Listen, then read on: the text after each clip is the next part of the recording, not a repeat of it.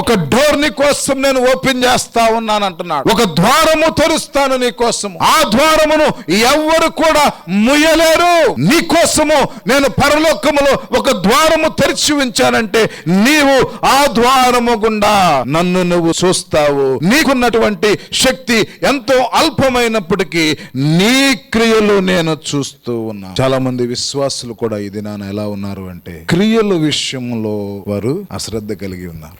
దేవుడు చూసేది రెండు విషయాలు, క్రియలు, విశ్వాసము, క్రియలు. ఈ విశ్వాసం ఉండాలి, క్రియ ఉండాలి. విశ్వాసము లేకపోతే దేవునికి ఇష్టడై ఉండుట అసాధ్యం. క్రియలు లేని విశ్వాసము మృతము. విశ్వాసం ఉండాలి, క్రియలు ఉండాలి. ఈ విశ్వాసముతో కూడినటువంటి క్రియ ఏదైతే మనం కలిగి ఉంటామో అది ద్వారము తెరవటానికి, డోర్ ఓపెన్ చేయటానికి ఉపయోగపడుతుంది. ఒక డోర్ నీ కోసం నేను ఓపెన్ చేస్తా ఉన్నాను అంటున్నాడు. ఒక ద్వారము తెరుస్తాను నీ కోసము, ఆ ద్వారమును ఎవ్వరు కూడా ముయ్యలేరు. నీ కోసము నేను పరలోకములో ఒక ద్వారము